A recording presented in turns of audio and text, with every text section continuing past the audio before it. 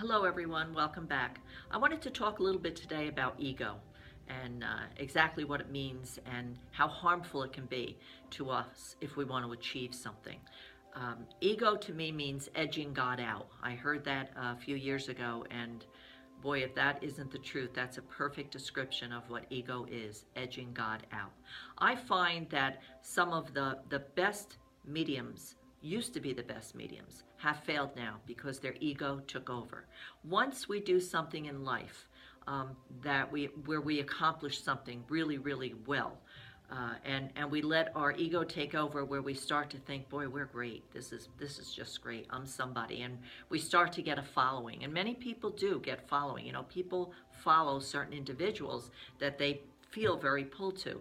And once we let humility go and embrace our ego instead, that's when people will start to fail. And I have seen the best mediums fail because it became about their ego.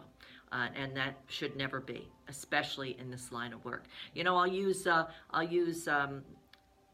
Ellen DeGeneres and Oprah Winfrey just as examples, okay? Now, I don't really follow the Hollywood elite. I love movies. I appreciate and respect a good actor or actress, but that's what they are. They're actresses and actors.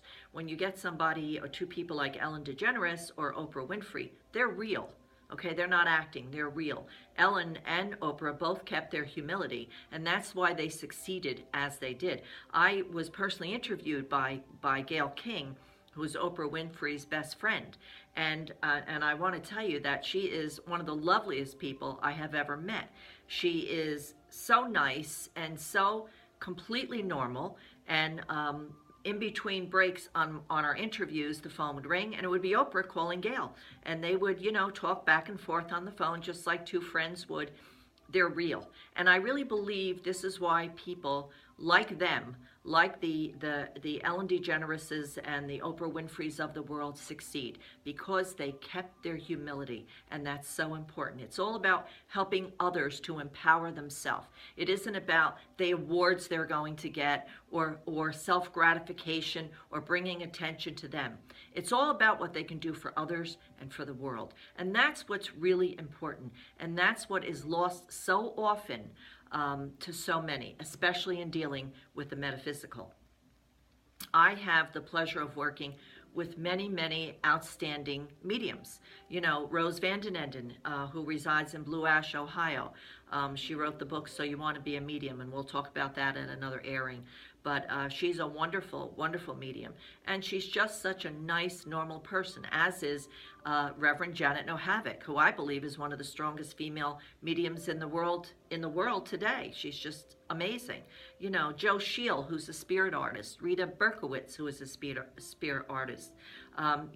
Just wonderful. Sharon Klingler, who works out of Lilydale and out of Ohio as well. These are outstanding mediums. You may not hear their names in the same sentence that you would hear some of the ones that have their own shows and that are out there, but believe me when I say to you, they are amazing. They are true evidential mediums and true spirit mediums. And for those of you who don't know what a spirit art medium is, I'll use Joe Scheel, my friend, as an example. When he does a reading on someone, he paints the picture of the loved one he's connecting to in spirit, and that's what you receive at the end of your reading. So you'll get an outstanding evidential reading, spiritual reading, plus you'll get the picture of your loved one, which he just sketched while he was doing your reading. And that's the way Rita Berkowitz works as well. And they're just, there's so many wonderful, true evidential spiritual mediums out there, and unfortunately, many get lost in the shuffle because the ones with the shows or the ones who are really out there, just seem to overpower the rest. I know there's a new one. I think his name is Tyler James. I like him very much. He seems very evidential to me. He's very young. I hope that as time goes on that he'll find his way to some really good teachers, whether it's it's in Lilydale, New York, or to people who really teach in the right way. I like to believe that I teach in the right way, which is putting God first and true evidential mediumship, which I learned from, taking years of classes with wonderful teachers, including many who I just named. And Monica the Medium, she's another one who worked locally by me. I'm in Effort, Pennsylvania. She went to, I believe it was Penn State University, which is about an hour and a half from here, and that's when she began her mission as a medium. And I like her very much too. I think that there's some really up and coming wonderful mediums, and they seem to be doing it the right way. They seem to be doing it in God's love and light, and evidentially. But all of us need education, because I don't like to see good mediums like Monica and Tyler to miss a really good piece of evidence by not bringing the information through properly. So we all need help. I've been in education for more than 20, maybe 25 years. I lost count of how long I've been, going to different teachers and educating myself. And I always say, I'll never stop learning. I learn from my students when they come here. So we're all on this journey together. So I try very hard to keep my ego in tab, keep it under check, and I try very hard to never lose my humility.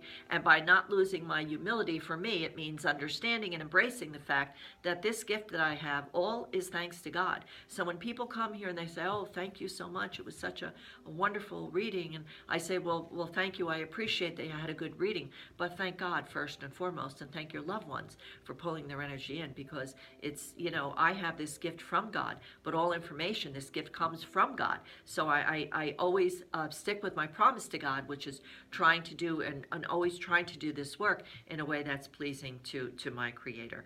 I know in the last airing I referred to God as he or she, but I myself believe that God it encompasses all. God is our Father and our Mother. That's why when I pray now, I always pray, "Dear Father, Mother, God." When the inclusive language started in the Catholic Church, and I was at a Sunday Mass one time, and I heard the priest for the first time say, "Father, Mother, God," I was very offended because he referred to God, as a female.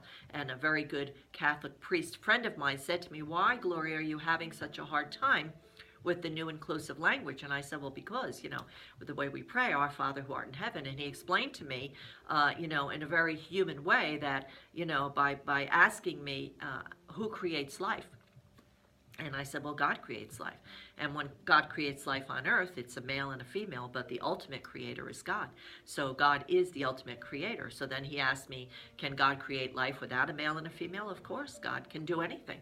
So then God really is our Father and our Mother. It was like a light bulb went off in my brain, and I realized that this is true. God is our Father and our Mother. So ever since that time, many years ago, that's how I pray now. I pray Father, Mother, God. Okay? So I know I get off the beaten path a little bit, but that's just how my brain works. But anyway, to get back to ego, it's really important that no matter what you do in life, you want to stay centered, you want to stay God-centered, you want to keep ego under tap. Never lose your humility. If you lose your humility, you'll lose it all. Because it's, it may help you for a while. It may be great to be on that stage and to have a following, or, to be making all the big bucks, but that's not really what's important in life, and eventually that's the very thing that will destroy you. But if you keep your humility, whatever your cause is, keeping it first and foremost with God in the center and doing it for the betterment of men and women, for all the human race, then whatever you do in life, you will succeed. Okay, so please try very hard to always keep your ego intact, and the way to do that is always by keeping God first and foremost in your life. Okay, so that's all for today, and again, as always, I leave you in God's love and light.